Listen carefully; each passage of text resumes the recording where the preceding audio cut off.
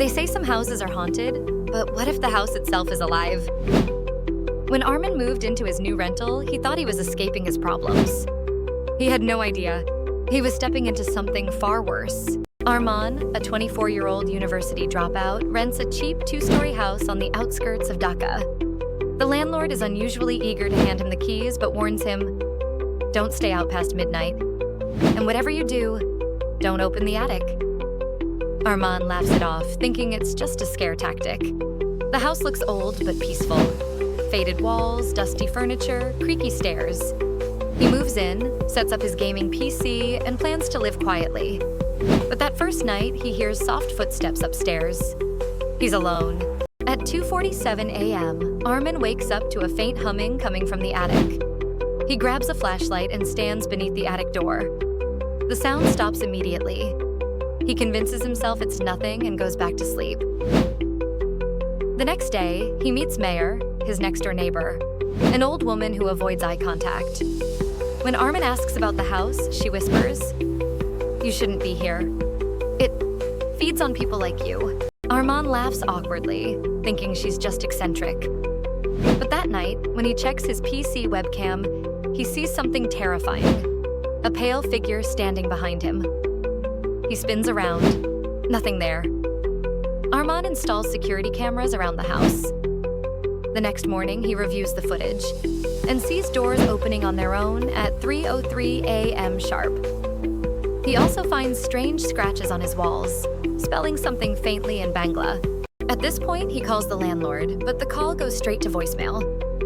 When he visits the landlord's office, he finds it abandoned. Dusty files, spiderwebs, broken glass. It looks like nobody has worked there in years. This makes no sense.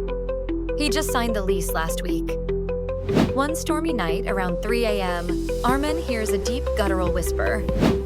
Upstairs. His body freezes, but his feet move on their own, climbing the staircase. The attic door, usually locked, is wide open. Inside, he finds hundreds of Polaroid photos pinned to the walls. Each photo shows different people, terrified faces, inside this exact house. He flips one over and sees a date written in blood red ink. July 9th, 2025. Today's date. Suddenly, the attic door slams shut. He hears footsteps circling him, but sees nothing. Desperate, Arman runs to Meher's house. She finally reveals the truth. That house, it's not haunted. It's alive. It feeds on loneliness, on guilt, on fear. Once it chooses you, you can't leave.